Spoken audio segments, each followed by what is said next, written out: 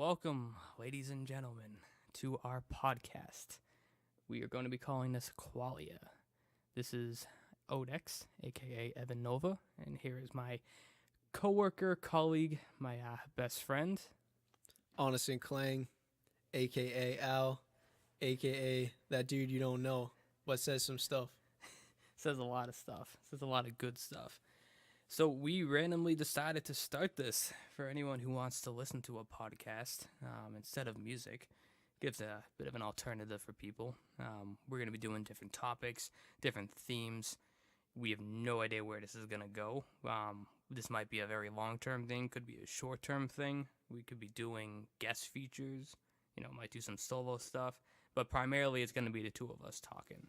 I would like to say this is the first podcast that we will do, but me and Evan have been friends for a very long time, and we've been having a lot of long conversations periodically over the past, what would you say, 6 or 7 years? About probably almost close to 8, because I'm trying to think now, 7th grade. 7th grade.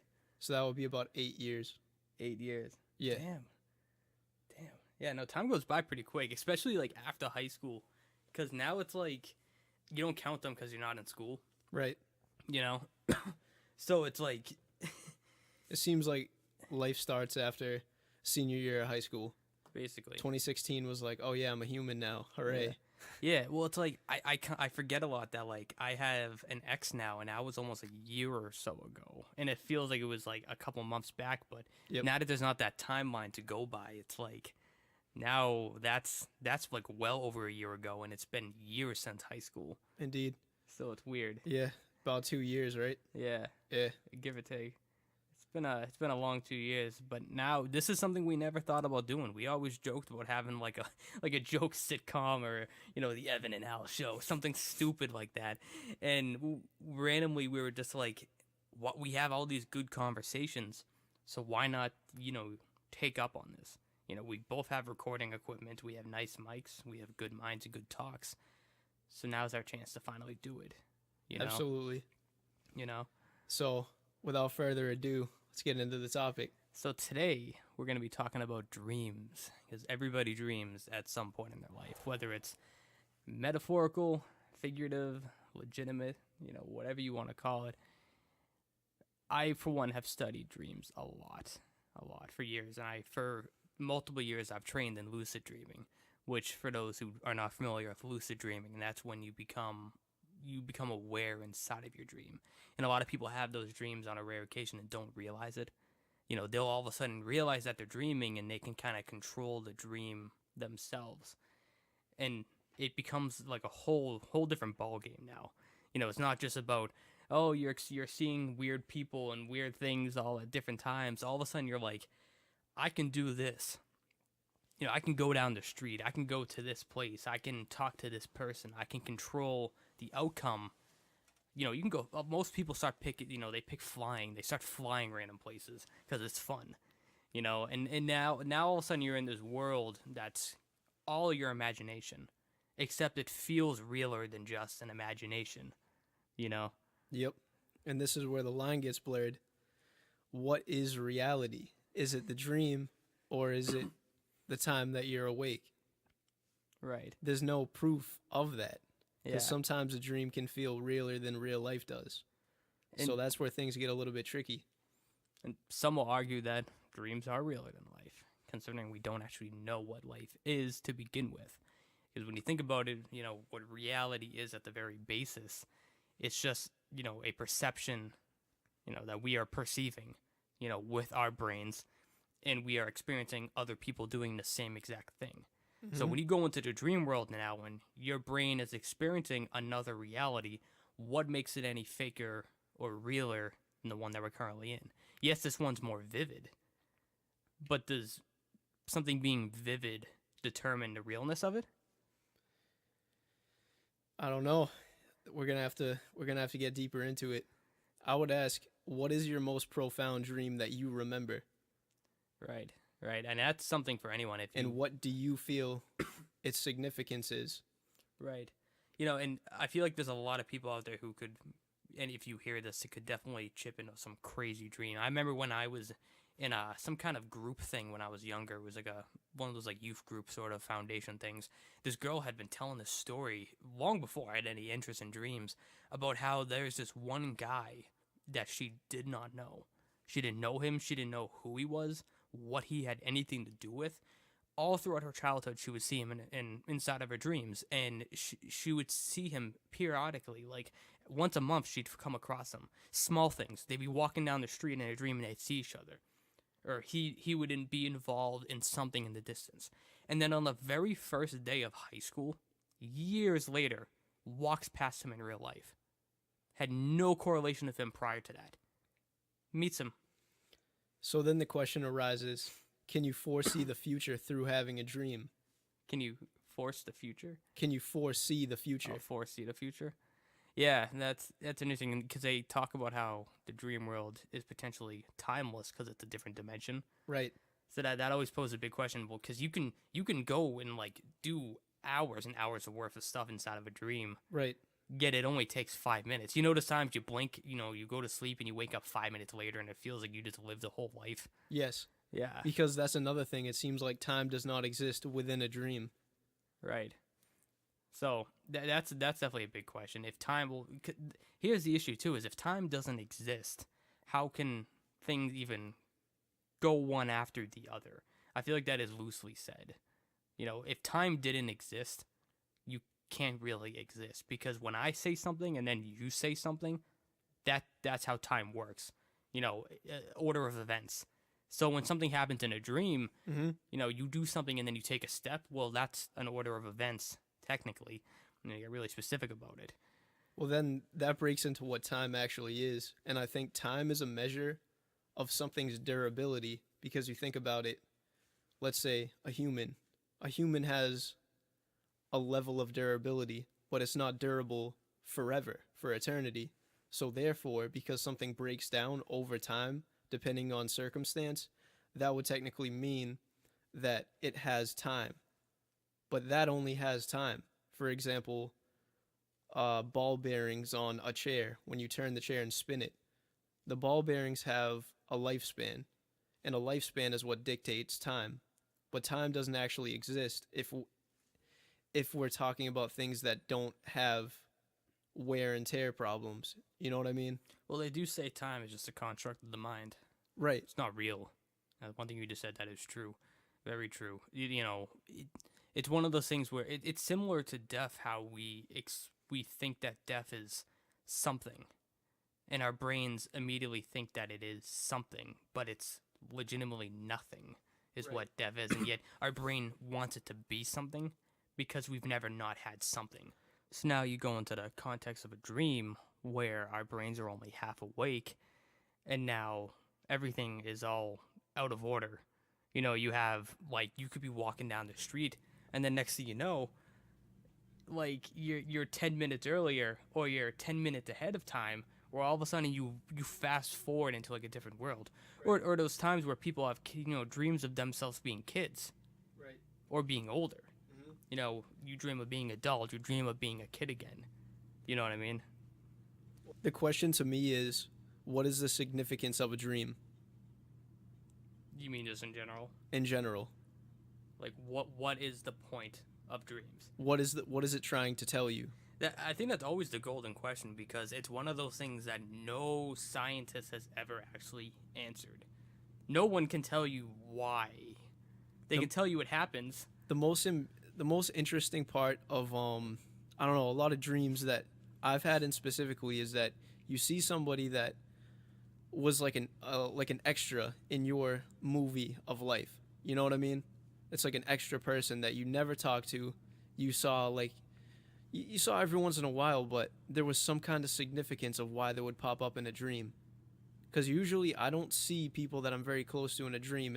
It's more rare. I usually see random people and I wonder, why does my mind want me to think about this person? Right. Yeah. Or are they thinking about me? Yeah. And the dreams are connected. So yeah, you're familiar with my dream theory. A lot of people aren't.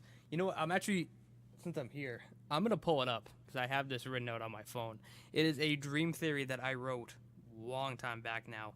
And it's what themes the current book that I'm writing called My Mirage. Where is it? Well, he's looking for that. I'm going to go into my personal favorite dream, and I think the most significant dream that I've ever had. Are you familiar with the movie Pulp Fiction by any chance? Oh, I sure am. Okay. You know I've watched that. Okay.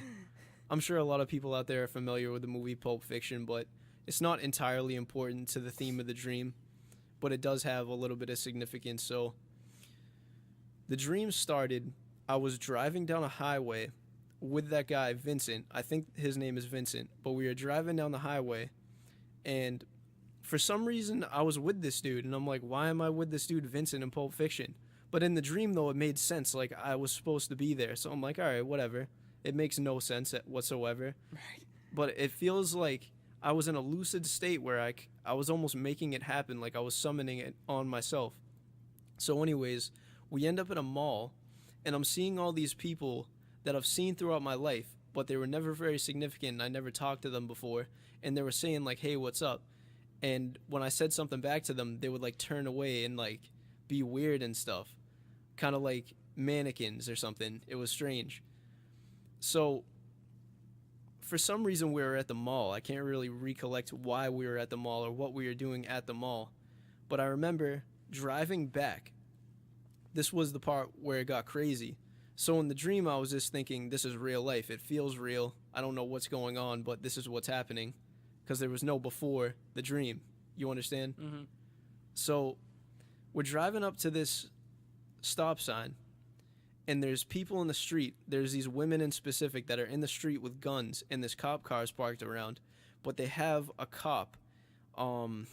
She's like holding a gun against a cop with a bunch of papers in her hand, and she's saying, I'll kill somebody if these papers don't get released or something, which didn't really make any sense in the dream. But I remember watching this unfold, and we were parked right in front of this going on in the street, like we were at a stop sign. So there was this huge blockade in the middle of the street, and this was going on. So then, bang. The ladies look at me specifically, dead-eyed, and then all I hear is cut, and I woke up. That was the dream. That's trippy. It's weird, right? Very weird. So now I wonder what the significance of the dream was. Right. Was that telling me, should I be an actor? Is it telling me Pulp Fiction was a good movie? So when you said you heard cut, you mean like in a film when I say cut? In a film, like cut. Yeah, that is weird. I remember when you the think click about it. too when you close like the freaking. Well, it's ironic because they talk about how dreams are like little films, except it legitimately was a dream about a film. You're inside of a movie, literally with like the characters, and you hear the cut at the end. That's trippy. That is pretty trippy. I've never heard that before. It's so bizarre, and I was reluctant to talk about it just because of how abstract and weird it would sound. Because a lot of times when somebody remembers a dream, people are quick to call the BS and fake news and all this stuff. Yeah. But that was so bizarre that it's like, I don't care if you believe it or not. That is reality for me. Yeah, I think we both can speak where if we ever talk about like a personal experience, we're not making nothing up for the sake that's what of I mean. a podcast or whatever. Like these are real things, and you know I can guarantee that if you're listening and you hear this, and you've probably had a dream before that no one would believe either. Everyone has those just bizarre, freaky dreams. Oh, I'll get into my theory in a minute. It reminded me of this dream I had. The only thing that were similar to it was a short dream. It was one of the weirdest things I've ever seen. In terms of just my mind could not really comprehend it right because of how weird it was. I think I might have told you this, Al. I'm not sure. All I remember was I'm chilling in my house. It's just me and my mom home. You know, maybe the rest of my family hiding in the background or whatever. But it was really just me and her inside the dream. And something was in my garage, and the way my house is connected is there's like this little hallway that leads to the kitchen and the dining room in the same room, and then there's a door that goes right outside. It's one of those like screen doors that you can see. It goes right into the garage, so you can stand in the kitchen and look into my garage through the door with no problem. You know, as long as the lights are on and everything. And I go out there for something, and I'm looking around trying to find some item or a box or whatever from like my mom. And I turn back, and I'm looking now in the opposite direction into my kitchen with the lights on, and I see like this black mist sort of thing kind of floating around my kitchen, and I get the idea that this is obviously some kind of nightmare in the making. And I'm like, what is that in there? I'm like, that's creepy. Like it's like floating around there. But I'm like, but my mom's in there. Like that's gonna kill her. So I'm standing there, but I'm like, I wonder. Like she's not yelling. She's not screaming. She's not trying to escape. She's just chilling. So I'm like, maybe she doesn't see it. Maybe it's just me, and it's just something I see. Similar to that, I say like dogs and cats can see ghosts and stuff. I'm like, well, maybe in the stream I'm like that, and I can see it, and she can't. And You have some kind of sixth sense or something. right, and my initial reaction is the same thing that everybody does. Everybody does whenever they see something creepy or freaky go on in the real world, and that's I take out my phone and I decide to record it. Right?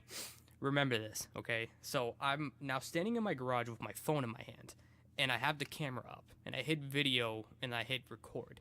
And I take my phone, I have it in front of my face. I on video am getting this black mist flying around my kitchen from from where my garage is. And I'm like, okay, if I have this, no one is going to be able to call bluff on it. They can see it. Whether or not they saw it at the time, like, I didn't have time to edit it in or anything like that. It's right here. And the black mist decides to eventually kind of disappear, go off down, like, the hallway to, like, the back of my house. And so I'm like, okay, now's my chance. I run inside, and my mom's just sitting at the kitchen table, minding her own business, not worried, not concerned. And I'm like, Mom, like, did you just see that mist? Do you Like, want to see this video of this? yeah, so I take my phone out, and I go into the photo, like, gallery section where I can see videos, and I pull up the dream on my phone from my camera's point of view. I sat there, and we watched it together. That video I just took, and I can see exactly how it looks if you took your phone and stood in a garage, and I watched the same motion of that black mist move back and forth. As I swayed to the side to get a look, I moved that way. And I recorded the whole thing and then watched it disappear into the background. And it was like I watched my dream inside of a dream on my cell phone and showed someone. I'm thinking about this afterwards, like, what just happened? Like, what kind of dream is this? Like, and in the end, obviously it's a nightmare, so I'm showing her, and all of a sudden she's like, what on earth is that? Like, what the hell? And the mist comes back and tries to kill us, and me and her, fought the thing, and eventually woke up. I don't know if we died or lived, but it was just trippy. I'm like, I've never been able to see a dream on my phone inside of a dream. Isn't that trippy? That is pretty weird. Have I told you that story? Sounds like it kind of sounds like Inception with recording dreams. Dreamception. Yeah, Yeah. something like that. It sounds a little bit like that. There's another movie called Strange Days from 1999 about the events leading up to Y2K of New Year's. Really? Yeah, but this movie is about recording brainwaves where somebody puts on a headset that records everything they see, hear, and feel, and somebody else can take this recording that they get of their situation and they can put on this headset and they drift into their reality of the time being while that's recording. So it's like you can see someone else's world. Yes, through their eyes. So that's what the movie is about. I'm surprised I haven't actually seen this movie.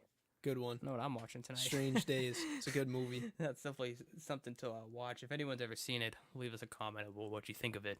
You said 1991? I think it's 1999. 1990. Maybe it's earlier than that. Those are the best movies. Yeah. The 90s, honestly. Yeah. The 90s and the 80s, especially if you get into, like, horror. Was this horror themed, or was this... It was like a dark... drama? It was a very dark movie. I know it's rated R for sure, because there's a few messed up scenes. But for the most part, though, it's just a really entertaining, different movie. Like, there's not many movies I've seen that did that. You know what I mean? Right. I think it was the groundwork for movies like Inception, where it's about, going into the dream state and stuff, except this movie is about going into somebody else's reality. I'm sure there's been other movies to do that before that. I wouldn't doubt it, because it's kind of a simple idea. But I love those unique movies. Like it is a very unique movie, I would say. Like Donnie Darko. You ever seen Donnie Darko? I have not seen that movie. Greatest movie. It's so weird because it's like there's no like suspense in it. There's only a few times where like you're on the edge of your seat, like, oh my god, like something's about to happen. It's like the entire movie is one big just like schizophrenic episode. Like that's it. And it's like it feels So it's like a it. psychological thriller kind of. Yeah, but it's also horror because it's creepy, super creepy, and it's not necessarily about dreams. But the main character, Donnie Darko, Right. he's a schizophrenic, like 20-year-old or teenager, and he obviously has to take all these crazy meds, and it makes it worse. And like it's weird because like his best friend in the movie is a talking bunny. Like it's this dude in not a like CGI bunny, like literally someone in a bunny mascot suit, creepy face with creepy teeth that follows him and talks to him and all of his schizophrenic hallucinations, and he like predicts the future. This bunny, like he can predict the future. He says, in 30 days the world is gonna end, and there's like this dimension you need to enter into, and gets into all this trippy theories and talks, and the entire movie is just counting down the 30 days to the end of the world. Right. And I'm obviously not going to spoil the ending or anything or talk too much about it, but one of the weirdest movies, but it's such an original movie, Yeah, I like movies like that a lot. It's kind of reminds me of Shutter Island. Yes. You ever seen Shutter Island? You told me to watch it. I think I watched a good deal of it. It's a little bit slow, I think. It's a slow movie to get into, but once it like gets going, it's pretty good. But a lot of those kind of movies for me, I feel like my life is already weird enough to the point where I don't even need to watch another psychological thriller. I could go into more weird dream stories and possible reality stories that are so weird that people would just not want to listen to this. So Right. I'm not even going to get into it. Yeah. Well, we got plenty of time. What I We got want to plenty of know, time. what I want to know is what is the significance of a reoccurring dream that's abstract and weird and makes no sense to you, but there's a reason why you keep having it, right? Yeah, that's something and again, I'm not on here to promote like a book or anything. Hell, it's not even going to be done for the longest time. So you're not buying it anytime soon. But inside the Dream My Mirage, that whole book, it is the story of a guy who is stuck inside of a lucid dream. And I incorporate my dream theory into it. And I pose every single philosophical dream question I can think of. And that is one thing that happens throughout the book. One scene in particular always gets repeated. And one of the antagonists, who's kind of like in the Donnie Darko sort of analogy, Right. like the talking bunny sort of thing, that's kind of predicting the future and really kind of, Like the Omen, kind of. yeah, the Omen, who's like setting the philosophy of the book in a way. He's keeping it on track and he's making sure those points come into play.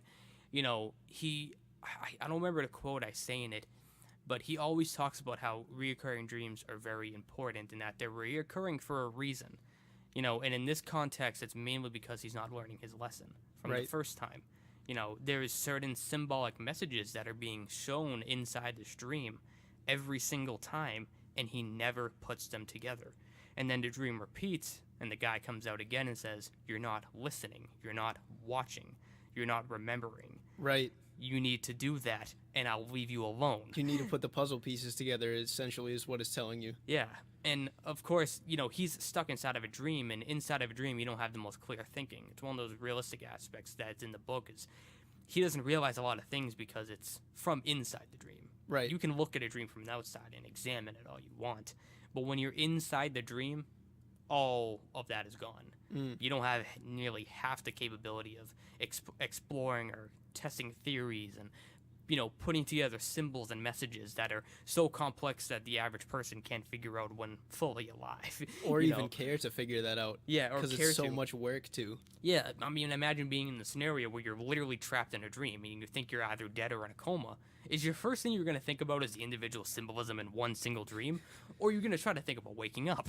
Right, right. Or how do I not die from this? Am I dead? Like, do people care about me? There was a reoccurring dream that I would always have from the time I must have been very young when I kept having this reoccurring dream, but it stayed with me until I'd say middle of high school. I'd say like sophomore years maybe later probably later than that. But I kept having this reoccurring dream of going into this really murky, like wet basement, and it was like a really crappy looking basement. It was just gross. And I would turn on the light, and there would be like very small, like flickering lights and stuff. And there would be like the house centipedes would scour everywhere. I would have these reoccurring dreams about house centipedes, and I was horrified of it. And I didn't know what the significance of that was. And I still kind of don't, but I stopped having them, so I assume that I figured it out subconsciously. Right. But for some reason, my mind wanted me to focus on that for so long. Like, why? That was just another thing that is just in the world, like Right. dirty bugs and gross looking things, like, you know what I mean? Yeah. But I kept having these dreams about centipedes. I would pick up a box and then a million of them would just be like scouring. Right. That's weird, right? Very weird. I mean, but it's also a common fear. Right. But so one of my personal issues, and this just has to do with dreams in general, is that there's every book in the world that's gonna sit there and tell you that it's all psychological. Right. Everything you dream is psychological. It always has some tie into a past emotion you felt, a past experience you had, something as a kid that messed with your head, something that happened at work that day. And it always comes down to this. And then you go and dream, and then the dream has nothing to do with anything that's ever happened. Like, things that you know are not inside your brain. And they always say, oh, it's subconscious. It's subconscious. Everything's subconscious. Oh, it's a subconscious thought. You know, and to some extent, I agree. You know, in the case of centipedes, you know, it's a psychological fear. Yeah, I think a lot of people are scared of them. You don't even have to be scared of them that much. In the scenario where, like, if you ever had centipedes in your house, it's going to be amplified inside of a dream for sure. Right. It's something you've seen before and experienced before. So now you're definitely going to see them in a dream at some point. My until fear, you get over the fear. I think what my fear was that they were in my basement at one time. There used to be a lot of them, especially during the summer. There would just be an infestation of them, and it was like scary when you would go down the basement. So I didn't go down there. But when I did, I would see similar things to that. But in my dream, it would be a lot scarier, and it wouldn't be my basement. It would be like a rundown, like old house. Like It would be creepy. And they would be worse looking, like scary, big looking. And then I had this one. I think this might have been the final dream about it. But I was in this weird panic state, and I didn't know why in the dream. But that's where it started. I was in a panic state in my house. So I went into the garage and opened up a closet. And there was a hole in the wall in the closet, and there was a giant centipede coming out of the wall. So what, were you a centipede? It wasn't me. Yeah. At least I don't think. But that was horrifying. It was huge, dude. It was like this big. Oh, man. Damn. It was terrible, man. I hated it. Yeah, I'd hate that too if a giant centipede came out and This tried to eat is me. what I want to talk about, though. So I think there is a such thing as OCD dreams. And it's about the obsessive things that you're afraid of with OCD, because I feel like things that aren't symmetrical and don't work with your brain, I feel like those things cause OCD dreams. Right.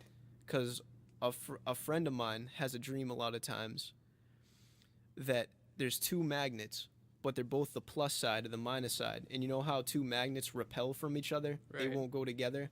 He has this dream of just two magnets floating in space, just in infinite blackness, trying to force themselves together, and it's so much of a force that you wake up from it. That's weird. It's like a nightmare in itself. Right. You know what I mean? Yeah. But it's not quite a nightmare. It's like it's an obsessive thought. Well, so it's you know not what's ironic? I've never had OCD inside my dreams. Really? That it's an interesting, a little ironic thought. It's a common thing in my dreams, actually. That it's weird. I have severe OCD. You know, I don't really talk about it too much because a lot of it is just really weird and bizarre to people who don't know how OCD actually works or what it's like to have it. Right. But you know, when I was a little younger, I mean, there was times where it would take me 25 to 30 minutes to get into bed. Right. From getting to my room. Right. Because I had like 20-minute long rituals that needed to be formed. Right. Yep. Every time. I'd have to do something 15 or 16 times and then move this 3 times and then move this 10 times and then touch this and set this alarm 5 times. And it would all have to be perfectly done. You name it. Yet, and this applies like everywhere, from driving a car to taking a shower to going to work to anything that I do with, you know, even music production or, you know, you name it. I have never once, ever, had an OCD sensation like that Well, inside of a do you dream. know what intrusive thoughts are? Yeah. They're obsessive thoughts that disturb you or bother you in some way. Mm-hmm. And these dreams, if you've ever been at this level in your mind, these dreams suck. These are worse than nightmares. Because they're not nightmares, but they're not good dreams either. I don't even know what to call it. But it's like your subconscious showing you exactly what it is that ticks you off about all the different intrusive thoughts that you have. Lack of symmetry, things that disturb you, centipedes, all these crazy little things. But they're not quite fears, but they're not quite nightmares. You know what I mean? It's this weird what you mean. middle ground. Yeah. I mean, I haven't had anything specifically like that, but I've had things where, like, you know, for me, like, I'm someone who, you know, I really have a huge amount of, attachment to something like love, you know, Right. and relationships with females in particular, you know, being a, you know, straight male here. Right. You know, I really find a lot of beauty inside of women and a lot of, you know, girls and women of all sorts. I think they're, you know, everything about them is just beautiful. Their looks, their minds, their personalities, their, you know, every aspect of it and what they're capable of doing. And, you know, it's one of the things that I don't usually have as much in my life because I'm way too busy for it. You know, like right now I work 50 hours a week, you know, stressful hours in an emergency room. And then every other ounce of my time is spent either filming, working on music, recording, or doing something, or sleeping, you know, because I need sleep after these Right, ridiculous because you burn shifts. yourself out and you go Yeah. into deep REM sleep after. Yeah, I have like 2 or 3 days a week at most to do something with anything in my life that isn't work. I have never have had time, and rarely ever do have time to have that. And it's one of those things that does bother me because it's one of the things I love the most is Right. spending time with, you know, a beautiful woman. You know, even if it's just talking, you know, going somewhere and just chatting over coffee. And I've had dreams before where that's the premise. I actually get that now. And it almost like tortures me when I wake up in a way. Because it's not a nightmare. I'm not sitting there scared, and I'm not. And the dream is happy, but it's sad at the same time. Because it's the dream about what you wish could be. Yeah, what you wish could be. I'll have dreams where all of a sudden all my medical issues that I deal with are gone. You Right. know, and I'm living a happy life again. Well, You know. this brings me to my point is that when you have a dream that goes really smooth, you know, like perfect dreams. You ever Yeah. have the perfect dreams, perfect bliss, like everything's just nice, everything's right. You don't have any worries, cares in the world. You're walking down the street. You might actually see exactly where you are. You might be walking through, you know, the square, and then you're looking at the sub shop, and you're walking past a sub shop, and somebody walks past you, and it's just like a perfect human connection, total bliss. Hey, how you doing? Hey, how you doing? Super nice, like perfect situation type dreams. I have those a lot, where you wake up and you're like, well, I don't have that, but if my energy is good enough, I could have that. Yeah, it's inspiration, that's for sure. That's what I'm saying. You know, and that's literally how my book starts. Like, I love how you said that because that's practically the first chapter where you say, you know, you're walking down the street, you see someone, you say, hi, how are you? And it's like, oh, I'm good, you. And you just feel that kind of chemistry. Right. You know, that can really do a lot to someone. You know, because the way my book starts is in the very first chapter, the main character, his name's Hunter, Yeah. which is, you know, a play on the fact he's hunting towards something. You know, he is at a coffee shop and he is waiting in line. He sees this beautiful girl, but his age, they're both in their young, you know, early 20s, mid 20s, and he doesn't have the courage to go up and say anything to her. You know, he's a little bit awkward. He doesn't have the confidence in him, but he's an avid lucid dreamer, and he spends a lot of time doing that and testing himself to see what he can do. Right. And all he did was see her, and all they had to do was smile at each other. That's it. One smile and like a look in her eyes that he immediately sensed was a good connection. Yep. Even though he didn't have the courage to say anything to her. Yeah. It was enough for him he went home, he wrote journals and blogs all about finding love at first sight. Yeah. And what it inspires him to do is go to bed that night and create a dream based off this. Recreate the dream in his mind of what should have happened that day. And they meet inside the dream and fall in love.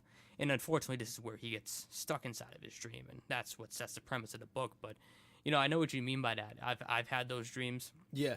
One of my more recent dreams within the last year was just that. I ended up in a dream. I was with some beautiful girl with like black curly hair at my house, and all we did was just hang out. Simple enough. Nothing weird, nothing like sexual, nothing weird like that. It was straightforward. She was over my house at night. We kind of just laid there, cuddled, and watched TV. Yeah. And it was pure bliss. Right. And it was like a connection between us. Someone I've never even seen before in my life. I've never seen her. She's not an ex. She's not someone I worked with. Right. She's not from a TV show. She's not from a movie. She's just a random person, yet something about her, like her facial structure, was just everything that I'd want. Right. When I see a girl, when I see, a woman, she had the nicest personality.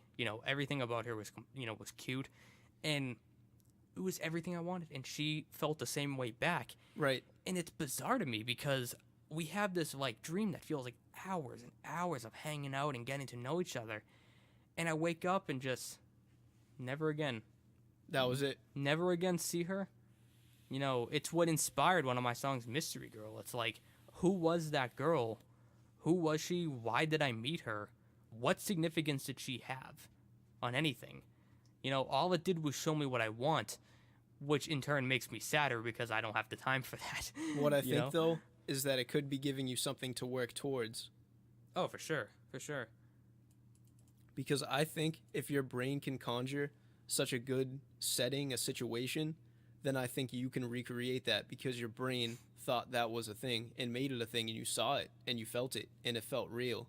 Yeah. Therefore, I think that can be a real thing. Right. You know what I mean? And going back to what we first said was about, our dreams real and what defines reality and right. stuff. It's one of the big questions posed inside of my book, and that's, if you, fall in love or you meet someone inside of a dream and you have a connection, how different is that connection from the connections you make in reality? Which one's more significant? Are they the same? Is one more than the other? It's a huge philosophical standpoint. In this scenario, like how I meet this girl in a dream and I fall in love, hell, I probably felt more for that girl than I felt for any girl in years. Right. All within what was probably a few hours of real life time, but felt like weeks and years inside of a dream. All it took. And yeah, I'll never see her again unless I can somehow recreate her in a dream one night. Right. Or, I happen to see someone that looks like her maybe in real life. But, it's not going to be the same person. And it makes me wonder is that a real person somewhere too? It could be. There's a reason why your brain invented somebody. Yeah. I don't know if it can invent somebody. Yeah, and they say that... Because no idea is original, so they say. Yeah, they say that anything you do or experience in a dream is technically something you have seen or done before. It's all a collection of your entire life. In some way, you meet someone, you have at some point seen them. Or you form the face from 3 different people. Like, for example, you, Al, and maybe 2 friends of mine, your faces morph together to make one. And that creates This someone. is what I think. I think dreams are like blenders. Yeah. Because you can have a dream about being in your house, but the walls are in different locations. Right. And the stairs lead to different places. And your house could be 4 floors. Your house could be a mansion. Your house could be the Empire State Building in floors. I've had dreams like that. I had this one dream where my basement led to a pond. That's strange, right? Yeah. It led to an underground dock onto a pond, whereas my basement is usually just a normal basement that's under the ground, and there's just grass above the ground. Right. So that's weird, right? Yeah. Well, and also going back on what we said about memory being involved here too, if dreams are based on memory, you've seen your house hundreds of thousands of times. Yeah. For every day you've ever been alive, you've But I seen think it. you can see your house so many times if you stay there long enough to the point where you can rearrange. Yeah, you can rearrange, but also if you're really testing your memory, it's like you've been to my basement hundreds of times. Right. But can you tell me the exact painting that's behind you without looking? I cannot do that. No. Same thing I can't at your house. A Right. lot of detail gets left out of your brain when you see something like, I mean, obviously, I know like there's a painting right behind me. I could tell you what it is. If I had a dream about this though, and I couldn't see what's behind me right now, and I never saw this painting that was behind me, You would have your brain would be scrambling trying to make up what's behind you. well, what could be behind me is just some random picture. Yeah, yeah. If I even knew there was a picture, because Yeah. I feel like I do know there's a picture subconsciously at some point. I Yeah. probably did know there was a picture. Yeah, but your brain's gonna put probably a random picture in the wrong spot if it Exactly. tried to recreate behind you. Now, obviously, you know your basement is not a pond. Exactly. That's a given. That What is was a given. funny about it is I kind of recognize the pond because this is another dream that I always have. Is like, you know how they have maps in video games? Yeah. I tend to have dreams about being in the map of a video game. Yeah. I can get to the state while being awake from listening to music, and I travel through video game maps. That's pretty cool. Sometimes, not all the time. It used to happen to me a lot more. I think because I'm just jaded by reality that I don't get to do that as much. But I used to do that a lot. And the coolest part was I could listen to like a really good album, like an instrumental album or something that was real ambient, and I would feel like I was just like walking through like Stop and Shop after it closed. Right. Yeah. You know what I mean? Right. And all you can see is like the lights of the fridges and everything. Yeah. But that's all I could see, and I was just walking through there. Right. But that was when I was awake, but I had my eyes closed. See, a big thing that people talk about is deja vu. Right. And what is deja vu?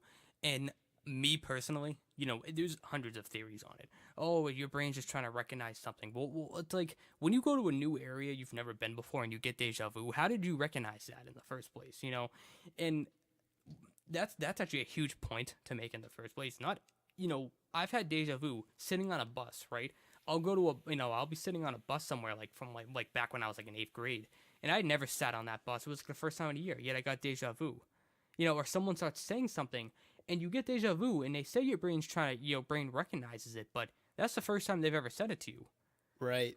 You know, so what I have always believed is that, dreams do obviously affect your life in ways, and it affects your brain, especially for someone like me. I started to get deja vu more when I dreamed more. I think so too. It was a correlation I found that was interesting. You can't prove to someone. There's a certain level of intuition that I think feeds into dreams because I feel like somewhere subconsciously you know what's going to come to your life. You know how there's like the calm before the storm? Yeah. Oh, it's too quiet. You know what I mean? That famous saying? Yeah.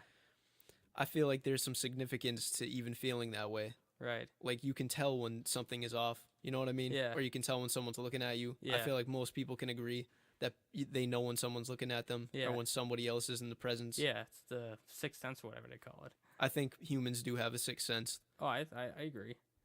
but I don't think we're fully tapped Well, I into think it there's yet. more than six, to be honest. There probably is, Yeah. but I don't think we're fully tapped into it yet. But And I I- feel like there's a certain level of propaganda that stops us from even looking for that. I think dreams is almost like a superpower in a way if you really know how they work and know how to utilize them right. This is a good one. So I was not rapping to my full potential. If you didn't know, I'm a rapper, but it's mostly irrelevant to what we're talking about. But I had this dream that I was sitting on my bed where I was sleeping, but during the day, freestyling. And it was the best freestyle I had ever heard me say in the dream. It was totally fluid. It was the most fluid I'd ever been, ever, vocally. And I woke up from the dream and I'm like, so that's what I'm supposed to sound like. Right. And after that day, I never made the same music. Yeah. I get what you mean. It's like a superpower in a way that you were able to see something. It taught me something that I could do, but I didn't know how to do it. But my brain knew how to do it. I just didn't. You have to feel out something. Well, the beautiful thing too is dreams, they are like a highlight of a lot of things you feel without the distractions of reality. And anxiety, too. And anxiety. When you're dreaming, you're not thinking about, oh, you have work that night. Because you're That in a doesn't different even world. exist. You're in a different world now. And it's one of the things I loved about dreaming is it's always raw feeling emotion that you're experiencing. It's like that dream of the girl I had. It was only love.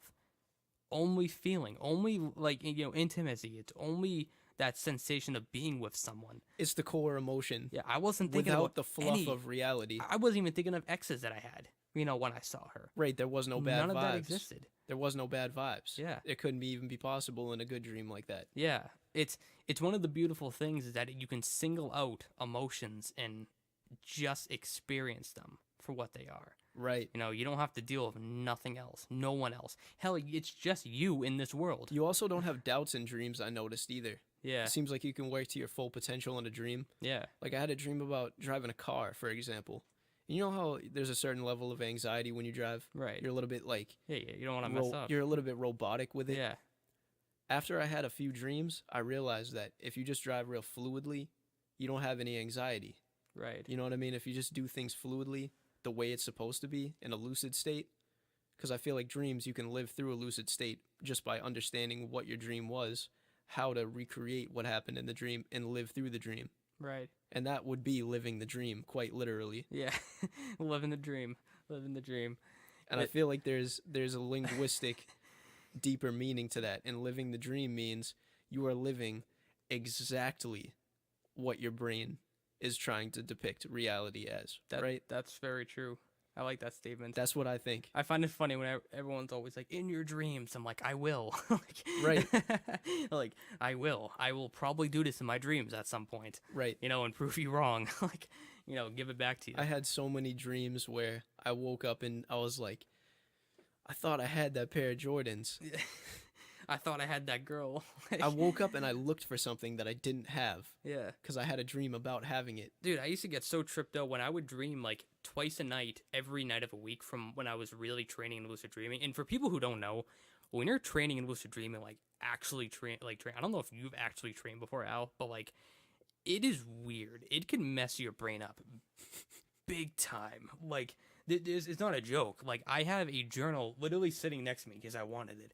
It's like probably 60 pages of dreams that I actually decided to write down. Right. I didn't write down all of them first. Some of the times it was because I didn't want to remember them. Yeah. Or they were irrelevant, or they just didn't mean anything, I didn't remember them enough. And the way it works is you wake up at like, sometimes you set an alarm in the middle of the night so you can have a second dream. Mm-hmm. Or multiple, and you wake up at 3 a.m. after your first dream and you write it down. And you literally dig through every detail you can. When you wake up, you're like, oh, I remember, I went to the store and I bought some food. And that's all you know, right? But once you start writing down, like, okay, well, what kind of food did I buy? Okay, I got some bread, I got some milk. Next thing you know, you're like, oh, but it costs this much money. Now I remember. Next thing you know, you're just writing and writing and writing and writing. And you have pages of one dream you knew nothing about when you woke up, right? And you do this every single time you dream, which could be twice a night. So that's two full pages of just dream that you have from one night of dreaming, right? You do this every day of a week for months. You start forgetting what actually happens in real life and in a dream. It sounds like kind of like a joke, but it's very true. I would go through times where I'm like, I thought I saw, for example, like one time, like I saw my ex post something online, and it was like, she randomly said something about missing someone, and it was very obvious who it was about, and I thought it was in a dream, because it would make no sense for her to post something like that randomly, and all of a sudden, I'm at work, like the next night, and I'm like, whoa, I just remembered something. Didn't she post something? I'm like, no, that was in a dream. That was definitely in a dream. Turns out she actually did post it. And that's just to make things even funnier. But that's crazy. But it's like, I didn't know for a good hour or two until I looked it up. And there would be things where I suddenly didn't, it was wrong and something didn't happen. My mom didn't say that to me. My friend didn't do that. Maybe this person is okay. Or more recently, hell, I had someone message me, and he actually messaged me, but the message itself was like the same size but different words. Yet I dreamed it. But when I woke up, it was him messaging me still but different words. And I'm like, didn't he just say that to me? Didn't he say to me, oh, we're going to do this or that? And I'm looking at him like, but he didn't say that. But I just dreamed him saying that. And it gets so confusing. Could it be that you were half sleeping? Well, that one probably was. I probably saw that half Sometimes sleep. I wonder that too, is that maybe somehow, because I feel like subconsciously you can hear people talk when you're sleeping. Mm-hmm.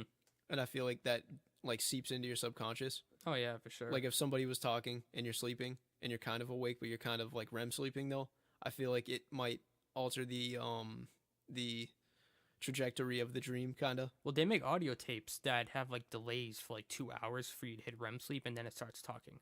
Right. So it hits you in REM sleep, and you can hear it in your ears. Whether or not it actually works, I don't know. I've I never think gotten that into them. a very misunderstood thing and a very confusing topic is the human subconscious because Yeah. everybody knows what their conscience is. Yeah, It's no one ba- knows what their subconscious It's is. basically the built-up version of their subconscious. Yeah, Because like if you go deep into your subconscious, you know exactly how you feel. You know what you think. You know what I mean. yeah. It's just off the rip how you feel about things. Mm-hmm. That's what your subconscious is. Your perception. Well, the more you dream, the more you get to know your subconscious, and it's and as I was saying, it's like a superpower. It's one of those powers you need to harvest yourself. Yeah. I personally get by, being very mentally healthy, for the sake of the fact that I know my subconscious. Right. Like all those things that I see in my dreams, I know those are the things that are secretly there. They might not be directly affecting me, but like I know that certain loneliness might be there, and certain feelings of anger might be there to certain random things that bothered me. Mm-hmm. If I dream those and I clear them up and I deal with them now when I wake up in the morning, I find myself being a lot healthier mentally I agree. all around. Well, this is the thing. A lot of times you have a dream because it's trying to tell you about your subconscious and it needs to be fixed. Right. I think so. I agree. And I feel like a lot of people shut that side of their brain just totally off because they don't want to deal with it. And I feel like that's basically what having a demon is. People talk about, oh, I got angels and I have demons. Well, your demons come up in dreams, your angels come up in dreams. The reason why they come up is because your mind is telling you, look, we have problems or we have things we need to strive for. Fix it. Right. Pursue it. Right. Yeah, I agree. And it's up to you to get to that point. I think You're so. actually gonna fix it, Yep. and you really need to invest the time because lucid dreaming is not easy. Mm. You don't even have to be lucid. I mean, that's kind of a given. You don't have to be lucid. You can just I've only been lucid twice. One of them, it was like half lucid. It was a short dream. I didn't have much time. The other time was really fun. Right. That was fun. I was the first time I'm like in this weird scenario with like a couple of different friends, a couple of different girls, and we're all hanging out. And there was like a murderer trying to kill us or whatever, and like one of them like practically saved me by giving me a weapon. And I remember like having to kill someone in the dream, but like in the dream, I'm like, yo, I'm dreaming. Like I'm with these people. I'm like, I can control this. Like it was a sudden realization, epiphany. Like I'm like, yo, I'm dreaming. I know what's going on now. And I'm like, okay, I need to go do something. I need to kill this person. Like I need to win this dream and and see what I can do with it. And unfortunately, I didn't really have too much control, but there was one point that really hit me in this dream, right? And maybe there's explanations for it, several, and I'm going to get into one in a minute that's really, kind of leads into my dream theory. You can look at this and say, well, here's what happened. I had a knife, and I was trying to kill someone, but I couldn't do it. It's not so much I physically couldn't. I was able to stab them, but in the dream, it felt like that was what I was supposed to do. If I'm controlling this dream, I can kill this person. I can control the dream and say, okay, this person's going to be dead now. I'm going to kill them. Right. But they resisted, and they tried to kill me back. And I'm completely lucid at this point. And I'm supposed to have full control. But I couldn't get that control. And it felt like they themselves were also controlling the dream. Like a separate entity and a separate mindset fighting this. And you can look at this and say, okay, well, maybe I wasn't fully lucid. Considering I've never been fully lucid, I actually don't know what it's like. Maybe my brain was just resisting a little bit. Maybe You might have been battling someone else's mental waves. yeah, that's the thing. I could either say my brain wasn't fully lucid and I was resisting and I couldn't quite get that, get across the barrier of lucidity, or there was another reason why I wasn't able to do this, and that's because that person didn't want to be stabbed. Right. And in the context of a lucid dream, I should be able to, but maybe it's because I'm not the only one dreaming. And maybe their dream power is pretty damn good. Yeah, maybe they're more lucid than me. Who knows? Imagine, to their perspective, they're dreaming of being stabbed. And you're lucid, and you're getting stabbed, you're going to fight back. You're basically fighting against someone else's dream at that point. Yes, who's going to win? And I think I won. I don't remember. I think we both kind of just woke up, assuming. But so the dream theory I wrote, because I still have this on my phone. I completely forgot I had this up.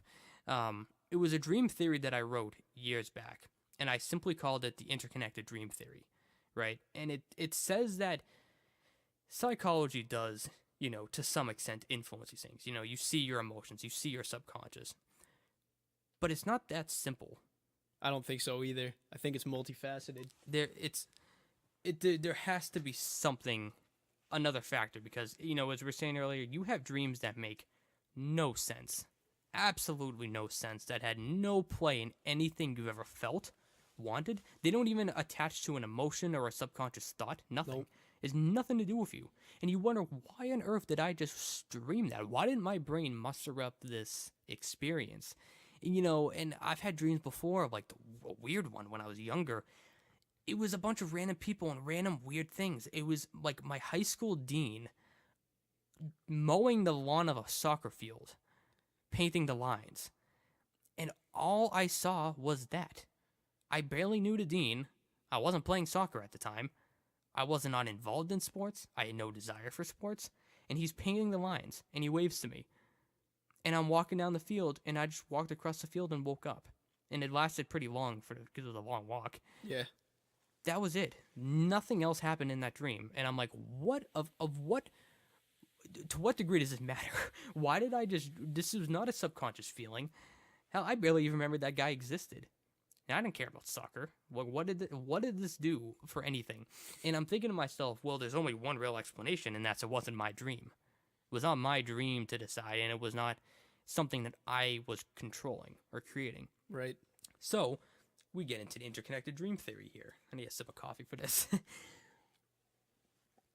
This was something I wrote, and obviously I can't read the whole theory to you, but there was 10 statements, and I didn't really fine-tune this 100% because this was years back, but 10 statements that were kind of rules that went by this interconnected dream theory. Because the premise of this is that, let's say, Al, me and you, I go to sleep tonight, and I have a dream, and it's us maybe doing a podcast, or maybe it's us, we're making a song together, or we're driving around. Let's say we're driving in your car, we're whipping around town, or let's say I'm in my truck, you're in the passenger seat of my truck, I'm whipping around, we're bumping some music, it's like, I could look at that and say, oh, it was just a dream, it was a fun time, it was just my brain was trying to create some kind of joy, and we had a good time.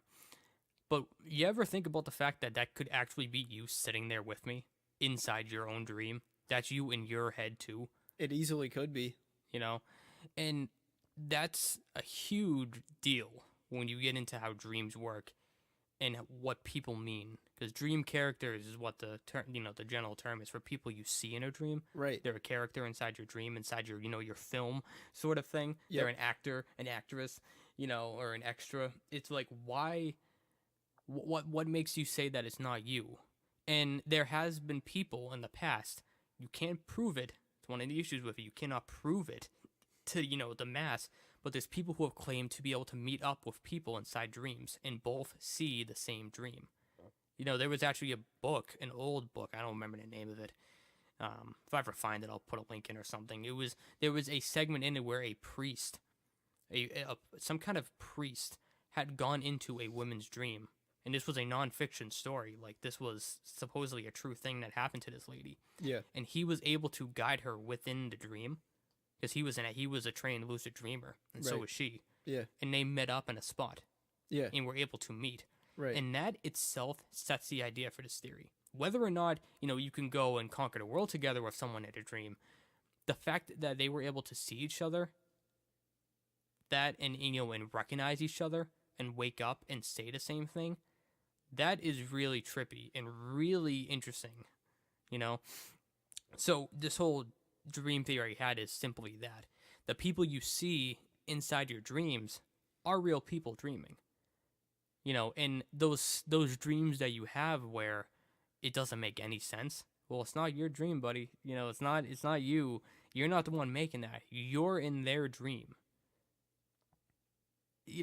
some people hear this and they're like, what? It's a very, very abstract concept, but it makes a lot of sense, though. And there's a lot of things about it. So the 10 statements, right, I have, and this is just things we've probably mentioned this time or even new things. Number 1, a dream world has no time. So we're talking about the, being timeless, having, anything can happen anytime. 2, people you see are the actual people dreaming of their dream selves. That's what I call them, dream selves. It's your dream version. 3, you can enter another person's dream, as I just said. Or 4, you can make people enter your dream. So you pull people into yours, hence the people that, you see that you maybe influence you in some way or important to you. And therefore, or maybe they aren't. can pull you into theirs. Correct. You can pull anyone that you've ever encountered with. 5 is a controversial one, but I said dreams are produced by DMT, which is dimethyltryptamine, which some people know it as a very, very trippy drug that you take, and it creates the strongest hallucination of all of mankind. There is not another hallucinatory drug. I've obviously never done it. I've never even met someone who's firsthand done it, but there's people who have done this, and it's a spiritual thing for a lot of people. It's a spiritual enlightenment. But the thing about DMT is that it's produced within the brain by the same gland that produces melatonin that puts you to sleep. So there's a lot of theories that they're connected to each other because your dreams are essentially hallucinations. And considering the trippy stuff I can't really get into on this that are really weird about DMT, creating some really freaky things in the past for people, all sorts of, trippy, mind-blowing experiences for people. When you get into how, the dreams are the same way, it doesn't surprise me that it could be connected. This segues very fluidly into my next topic. Lysergic acid diethylamide. Okay. LSD. Let's talk about it. So, 6 o'clock in the morning, 4 months ago, I had stayed up all night in a very lucid state with said compound, driving my car, and I had this epiphany that I was living a dream. And the reason I knew it is because I was moving fluidly in the sense that I was acting out a dream. There was no fear, there was no anxiety. It was just totally well-meaning. I'm going from point A to point B, and I'm going to do it in the most fluid, human way possible. And that's exactly what I think a dream actually is. Right. But I think that dreams may be hallucinations, but reality may be a hallucination in itself. So maybe everything is a hallucination, and it's just trying to trick you into thinking that one thing is a hallucination when it could all be a hallucination. And the hallucination is actually telling you that the other thing is a hallucination. So then you're like, all right, which version is real? Which state? Well, everyone's like, dreams are fake. I'm like, so is reality. Right. Congratulations. There's no proof. There's no proof for any of it. Congratulations. You pointed out the obvious. This is the strangest thing about lysergic acid diethylamide, the compound. In my experience, people come to you in the sense that people come up that you have never seen in your whole entire life, but they just ride up. I'm talking literally drive up to you, and you become friends with them out of nowhere. This has happened to me. I was sitting at a park that used to be a skate park. You know where this is. I do. Yeah. So I'm not going to get too far into the story because it ends up in a different place and it's totally disconnected from dreams. Right. But lo and behold, a girl pulls up, comes right up to me and starts talking to me in the most fluid manner as a dreamlike state. And I was just sitting there and I was like, when has this ever happened in my whole entire life besides now? Right. At like midnight. When has this ever happened in this place? When? Never. Why now? Right.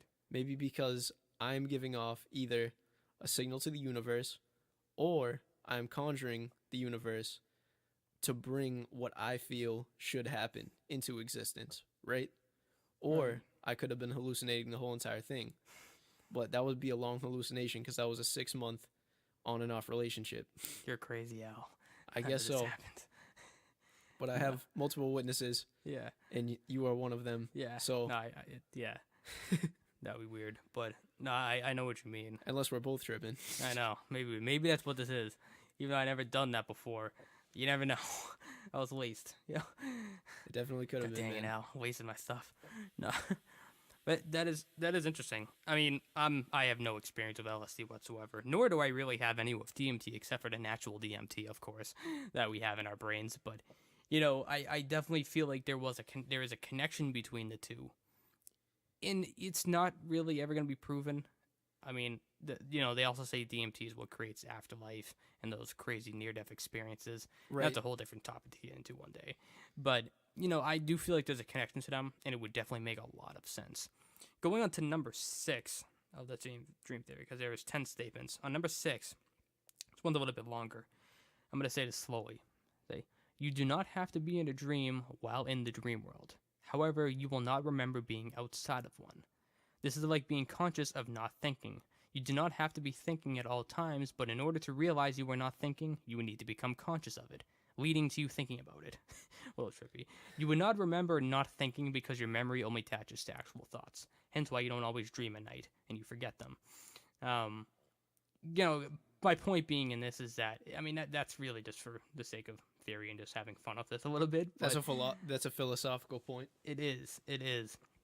The idea I had in my head is that when you go to this other dimension, whatever it is, say it's a world of clouds and wonder up there, in this dimension where there's like literally thought bubbles or dream bubbles that you pop into and get pulled into, you can exist up there, and everyone exists up there when you're asleep, and you get pulled in and out of things, but you won't remember. You know how it's kind of my point. You know how I picture the dream world for like humanity? What? It's like this big Xbox Live session. It's like the Xbox Live dashboard, the Xbox 360, because we used to play Xbox 360. Right. And you know how you could join someone's party? Yeah. That's what I picture when I think of people joining each other's dreams. And you can add people to your party. That's what I think. Yeah. I didn't expect you to say that, but that's a good point. Very good point. I mean, not literally, but that's basically what it sounds like, though, right? Right. Number 7 on here is, I say you can interact with somebody in a dream like it was real life if you both were conscious of it being a dream and of each other being real. Going off what I was saying earlier, where let's say we're dreaming and, we're driving around town in my truck. Well, if we both became lucid, we could both recognize each other and live that dream together. We could decide, we could both inside that dream agree to go do something. We gotta really tap into our subconsciouses to do that. Yeah, I know that'd be really hard to do. Yeah, very hard to do. You have to be avid pro. It takes a certain amount of skill to be able to do things. Oh, it's like not easy. But I've heard of this stuff before though, and you just mentioned a scenario of that. Yeah. So I mean, I can't say that it's not possible, right? Yeah, I think it's possible. I've never done it, and it's probably something I'll never in my life be able to do unless I really, really invest the time to do it. But that would be cool. You can go on dates with a girl. You can go, go to shows with friends, and all of it's fake, but you can still do it. For the sake of it. You don't necessarily know if it's fake, though. I know. We've talked about that. For all we know, it could be real. That could be the joy of life. Right. People. This is the funniest thing is when people say they never dream and they don't care about their dreams. It's like, what is wrong with you? You don't think. Like, do you not think? Does your brain just not move? But how can you be cold? Not dissing people who don't dream, because it's not dissing people who don't dream. But how can you be so cold not to care about your own subconscious telling you things? Yeah, and again, that's a huge diss because most people don't care about dreams or dreaming. How can you not care about dreams? I know. Well, that's what I feel. That's how I feel. I'm like, I focus on my dreams a lot. Whether it's literal in real life or at nighttime. And I think that is a huge part to being human and functioning at a high level. I feel like everyone I've ever met that dreams a lot and focuses on them is always mentally healthy, and the people who don't are always disasters. like it's when people repress their subconscious is when it becomes a problem. They hide from it. Yes, because essentially what you're doing is this is a good way of describing it. So you know how people take antibiotics? Mm-hmm. Not only does it kill the good cells, but it kills the bad ones too, the germs, I mean. Yeah. So when you repress your conscience and your subconscious, you're suffering, you're choking out your angels and your demons. And those are just, figurative terms for good and bad things about your subconscious. And why would you want to just kill those things? If you kill those things about yourself, then you're a mannequin. Right. Right? Because you're living just off robot instinct, right? Because Yeah. that's what a person is without those kind of, I don't know, intellectual things that I feel like you need to be a happy human being. Right. If you don't have the good and the bad things within you, like the things that make you unique, your own makeup, your compound, I feel like I don't know how you can be happy like that. You know, and a beautiful thing about it, and it's hard to do because a lot of people don't like dreaming because they have bad dreams all the time. And I understand that. Some people don't want to care about their dreams because all their dreams are bad. And it's not something you can just shut off. You can't just be like, oh, I'm only going to have happy dreams tonight. Right. You know, it takes work in real life. You should only be training in lucid dreaming if you're already, to some degree, mentally healthy. Right. You know, if you are very depressed, anxious, angry, and bitter all the damn time, you're probably going to have a lot of bad dreams, and it's Right. going to push you away, and it's going to make things worse for you. What's good to note though is I think we both feel for those people though, Yeah. and we don't want to make it sound like we're going at those people or saying that there's something wrong with anybody who doesn't care about their dreams. From personal experience though, I think you can learn from a dream no matter who you are. And it takes a lot of strength, but you know, for me, for 2 years now, I've been living, you know, in, you know, practically hell, you know, due to medical stuff and a lot of confusion, and it, you know, basically destroying my life. And one of the things that's gotten me through it is the fact that I have the human ability to go to bed at night and dream of a good life. No matter how bad your life is, You can find some solace in your Yeah. dream world. no matter how bad your life is and how stressed it is, once you dream, as we were saying earlier, it's a whole different world. You don't think about the rest. You don't think about those bad things that are going on. You can, if you can manage to do it. I've had several weeks of just dreams that took my mind off everything. You know, and it gave me something to think about when I woke up. Instead of waking up and thinking, oh, I have work, and oh, I'm stressed. Oh, I have this going on tonight. Oh, I don't want to do this. Oh, I feel weak today. It's like I could sit there and think, you know, damn, I just met a beautiful girl. Right. Damn, I just played a cool show in that dream. Hey, I just And did these something are all cool. achievable things in real life. Yeah, all things I can go do. And now I have this inspiration and a good start to the day. And I slept good. Bear in mind. It's also know-how too, because Yeah. you can play out a situation in your head and then actually live it out. Yeah. When you actually get the chance, Yeah, a some- similar situation, a parallel, Yeah. where you can actually do that. We were talking about this the other day. Some people lucid dream so they can train in things. Exactly. They can practice driving before a driving test. I guarantee any artist, martial artist, racer, You name it. anybody, I'm sure, has taken some inspiration from the dream world. Right. I almost guarantee it. Right. Because how can you learn to do something so fluidly if you've never seen your brain orchestrate it Right. in the most perfect way? Right. You know what I mean? Yeah. That's how I see it. Yeah. It's a beautiful thing. I mean, I definitely feel, you know, going on to number 8 is something I don't think we actually mentioned yet, but it's similar to the time thing. I say a dream world has no distance, meaning you could travel anywhere that you know of in any time frame because it would require time to go to that place, and time does not exist here. Therefore, hell, you could go down the street, you could fly across the world, you could visit half the world. Obviously, it won't be the actual world because if you've never been there, but it sure was gonna look like it, and you could have some fun of it. And any of the places that I want to go back to, you know, like I've been to Aruba when I was a kid. I'd love to go back there. I could guarantee my brain has somewhere. I could go on a vacation with someone. Shout-outs to Aruba, man. Me and you could go to Aruba tonight in our dreams. You know what I mean? Like, I've been there in a dream before. yeah, I've been there. I beautiful went place. there. I went there when I was 6, and I feel like I can never let go of that location. Yeah, Somehow it always weaves its way into, you know, some kind of dream of mine. I want to go back there. Jamaica too. Jamaica was an awesome place. Yeah, Where else? I think I had a dream about Houston, Texas. Because actually, when I went there, I went to Austin and Houston, and I went to South by Southwest, the music festival, and I remember it being like a very dreamlike state. It was a happy trip. There was some turmoil in the beginning. I won't get into that. You know Yeah. about that. yeah, But the actual trip and how it panned out, there was this one specific situation where I felt like I was living out a dream. So I was 20 at the time, and to get into this rooftop show, it was in this big complex. It was like super high up. It was like a real nice hotel that had 1,000,000 floors. So at the bottom, all my friends went in, and they got let in because, you know, they were above 21, whatever. Mind you, I wasn't even going in there to drink. I didn't even care about that. I wasn't even into that at the time. So I went in there, and I had my brother's ID. Oh, So I gave it to the lady who was at the counter in front of the elevator because that's how you got up there. right. So what ended up happening is I gave her the ID and she said, "This isn't you, leave." And I was like, so what I did was I waited for another couple people to crowd around the table so she would be distracted. And I noticed there was a staircase. So I took the staircase up one floor. And I think there was some kind of reason why I couldn't get up another floor. There was only one floor that I could get on. So I found the elevator. I traveled around the second floor for a while until I found the elevator section. So the elevator opened, it stopped where all the people were going up to the top, the party and everything, the rooftop.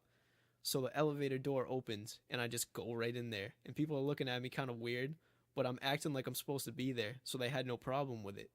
So then I went all the way up to the top. Ding, ding, ding, ding, ding. I'm on like floor like 20 or something.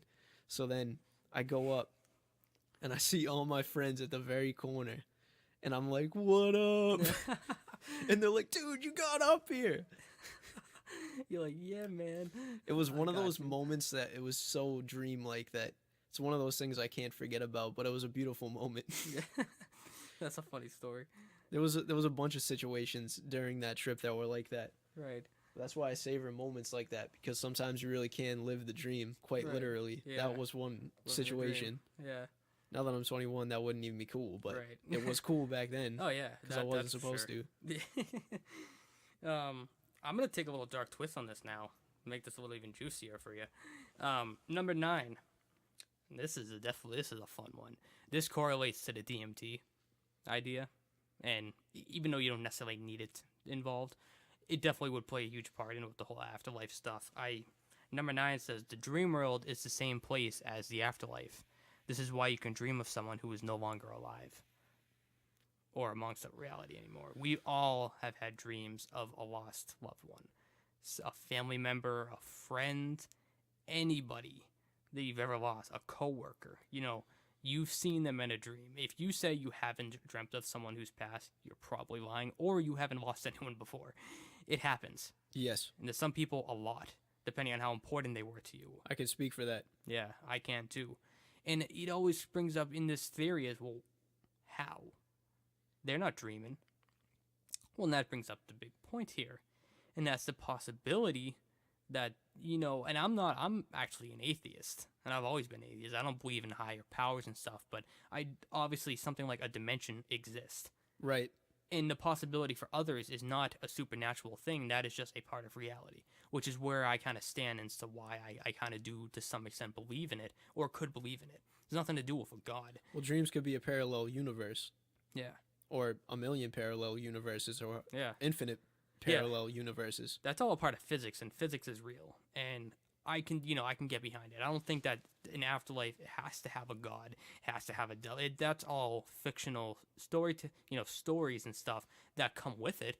And Right. that's up to you if you want to believe in those. But for me, as the atheist standpoint, I can still believe that there could, in fact, be some sort of afterlife.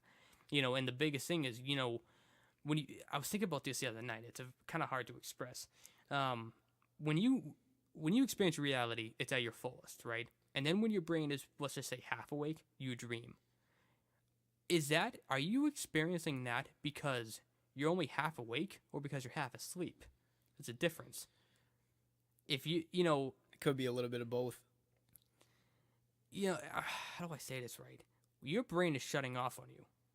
Is the dream a result of lacking reality? In the sense that you're losing reality and this is just a foggy state? Or is a dream the start of what happens when you lose all brain activity? You're only seeing a dream in a foggy state because your brain's half alive. If that makes sense. You shut off the rest of your brain. What if the dream now becomes more vivid? That could be. They say that deeper and deeper you get into REM sleep and dreams is when they become more real. It seems like if the DMT theory is indeed true, then that will be where the DMT kicks in. Yeah. Because the more and more, anyone who's ever had a near-death experience, a lot of people can get behind the theory of DMT causing that for lots and lots of reasons. And there is science that does back this up. I'm not going to get into it right now. I don't have the facts up next to me or anything, but it's stuff that you have accessible to you. Um, but there is a scenario, in a theory that this is one place you go to. When your brain is no longer active, or whatever it is, if you believe in souls, spirits, whatever you want to call it, energy, it's possible that that's where it ends up, in this other state. The lack of life is this. It's Right. not nothing, it's that. And so that could explain why it is you see these people. And it also poses the point that very much could be that person. Right. I'm not trying to mess with your minds too much, but those loved ones you see, you could in fact actually be talking to them. And people think it's all just some fictional thing for your brain to cope. You don't know that. That's a major assumption to assume that's it's all it is. It's an easy explanation. Occam's razor is not always true. True. So that's just something I kind of pose for a question in here. And also number 10 is just a basic thing. I says your life does not have to exist in reality. If you really wanted to, you could live your entire life dreaming. You could focus more on dreams than you do reality. Is that a wise thing? No, probably not. But your life is your life. You do if it is. You don't want to live in total misery. Yeah. Just to have good dreams. Yeah, but like for example, the last 2 years, I spent more time focused on dream worlds than I did, reality half the time, because it was how I coped and it was a way to get through it. As long as you live a healthy life of what you think reality is, Yeah. and you have good dreams, I feel like that's a pretty good life. Yeah. Right. And poor Hunter inside of my book, he literally is not living his life in reality anymore. He's living his life inside of a dream and can't get out of it. But poor little guy. But yeah, that kind of wraps up that theory. It's just something I built on, and I, maybe in the future, I'll be able to put out this book. I have a long way to go. long way. I aim for like 80,000 words. I'm at like 30,000, and I'm also, that was when I was out of work and had all the time to write. Now I have no time for anything. You got a good 50 stack to go. Yeah. So maybe someday, but there's a lot of questions I pose in that book, and there's a lot of interesting things, for anyone who likes to dream or finds them interesting that I ask. What do you have to say about all that, Al? I have a few different theories. I was thinking that I'm actually agnostic. I don't know what's real and what isn't. I'm not going to be the guy to tell anybody. It's my own personal opinion. But one thing I do believe in is the universe. And I feel like the universe sends signals. And I do believe to some extent that energy is a real thing. And therefore, I feel like dreams are a manifestation of energy and also the universe telling you things. Because I feel like you have really profound dreams for a reason. Right. Like if you have a dream that you remember, because most of the dreams you have, you don't really remember. They weren't that significant. But if you're a really big one, I feel like something is telling you that's a thing. You know what I mean? To think that way, like, yo, check this. Like, I feel like the universe might do that. Because I've had moments in my life where it's just things line up in weird ways and things just come into my life that I never thought would even happen. But it was always some kind of lesson with it, And I'm not saying everything happens for a reason, but I'm not saying everything doesn't happen for a reason. Yeah. I forget how you just worded that one thing you said, but it just sparked in my mind. It's how it's like it's telling you to check something. What you said. That's literally what happened to me. Weeks back I told you about. Yeah. Where I had a dream, and literally inside the dream, I had a consult with a doctor who I had just been told and recommended to by another doctor I'm friends with to go see. And that night, inside the dream, I meet with her, and she figured out the answer to my medical mystery, all my issues with the medical stuff. She had one theory, one explanation of something I've never even heard of before. This condition, it was some kind of pain condition, like a long-term chronic pain condition. I'd never heard of it. I didn't know what it entailed. I didn't know the symptoms. She wrote it down, and I saw it in the dream, and she says, this might be an explanation for it. And you should go look it up, And there's a couple different things she hinted at, and I woke up, and I'm like, whoa. Like, I need to go see this lady. First of all, this is like a sign. Even though I don't believe in God necessarily, but like this feels like it's a sign. And a week later, if that, less than a week, I come across a lead that possibly explains everything. Now, given, unfortunately, she was wrong in the dream, her theory was not right, but I had never even heard of this before, so I don't know, one, I don't know how I dreamed of it, and two, it's like, it led to me finding a lead from a dream. It's one of the weirdest and coolest things that's ever happened to me in any dream before. And now given I don't actually know that, the cure is, actually there, and I don't know if the theory's right that I came across with the lead, but I can sure tell you I learned a lot from it. It sent you a sign for some reason. Yeah. Even if it was just saying, keep looking. Yeah. And it got me to keep looking. Because I feel like dreams, a lot of times, they lead you in a direction, but they don't tell you where it's going to lead you. They just tell you, keep going this way. Yeah. And obviously I still need to actually see this doctor in person, but it's something I actually do plan on doing, and really testing to see if that was a sign or not. Right. Maybe it'll backfire in my face, but I have a funny thing. I'm the type of guy that'll tell everybody, you don't have to believe in anything, but believe in the signs, though, because everybody gets signs, right. And not everybody chooses to see the signs. That's a good way to look at it. Or even perceive them, or even care enough to even think about it. But I had this situation because I'm a big Matrix fan. The Matrix movies. Oh, yeah. So Morpheus has the red pill and the blue pill. The red pill being the truth, and the blue pill being the fake world. So I was thinking about this all day at work because I was thinking in this realm of what we've been talking about.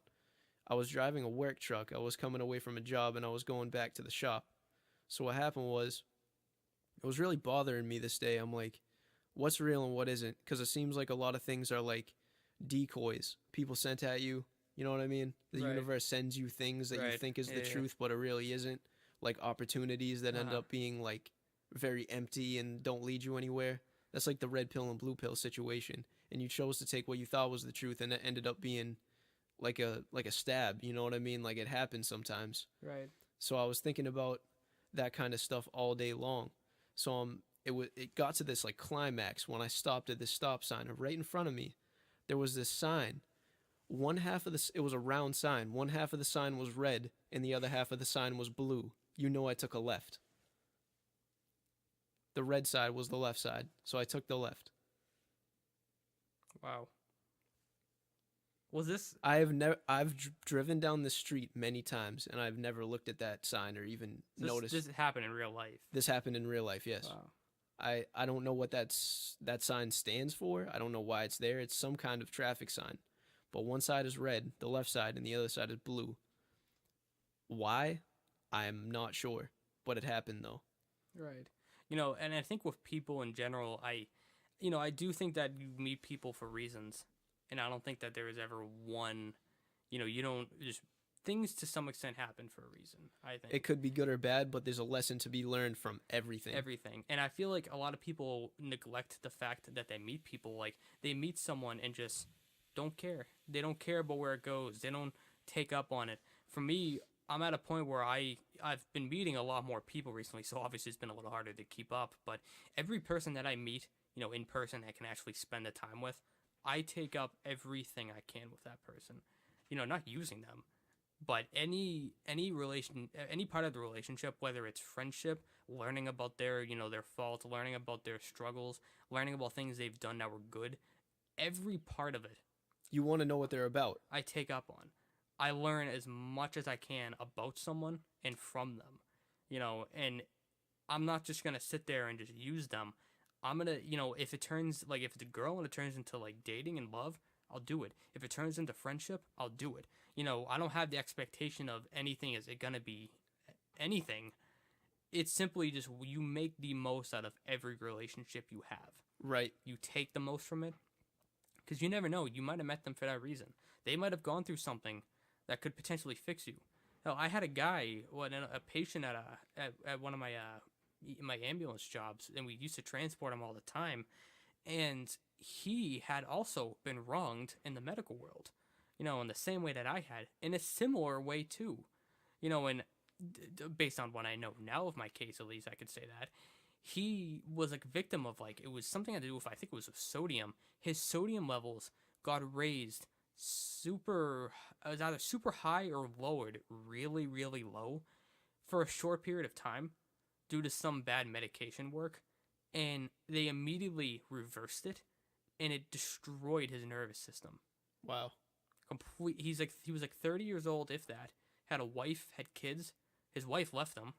He doesn't have any custody of his kids now, and he's mentally there, but his body's a vegetable. He can't move. He has almost no movement in his entire nervous system or anything. Very little of his arms. He's paralyzed for the rest of his life. And I got to meet him, and instead of ignoring that, my case, obviously I'm not like him, but he went through something similar, which was potentially messing with sodium levels with the nerves and stuff, which is almost similar to what I believe happened in my case. And when I think about the fact I met him, it's a damn good thing that I've talked to him and taken up on that. I don't just meet someone like that for no reason. No. You learned a valuable lesson from that. Yeah. Interesting. Well, so I agree with that. There's parallels all the time. Yeah. There's signs, omens, a lot of different things happen. Yeah. And in that dream I had, I'm telling you, that was the closest thing I've ever gone to a sign. Like a legitimate sign from something. I've never actually had an experience like that before in any sort of real life or dream. Right. But in the context of dreams, since that's what we're talking about today, the first time. Never before have I ever had that happen. And when I woke up, I'm like, that is telling me something. Now I see why people say this sort of thing about, oh, I got a sign. I feel it.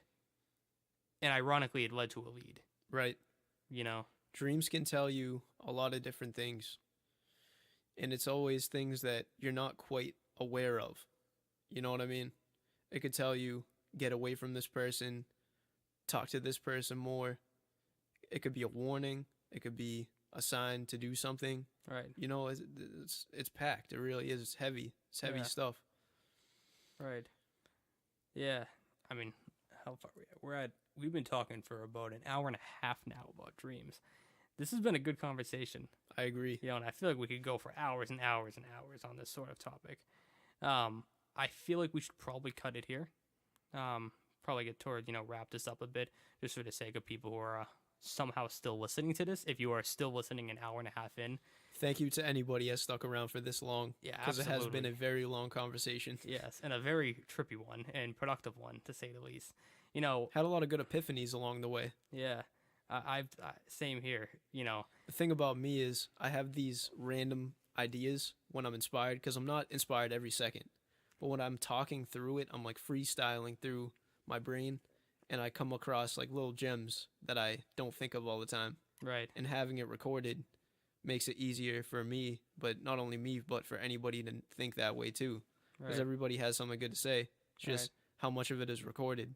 Right. Or documented. I like the idea of having this down because, as we're both obviously we're music artists, and it's very tough sometimes to say what you really want to say philosophically inside of the, the construct of songs. So when we have a platform like this where we can actually just sit here, have a face-to-face conversation, record it. Yep.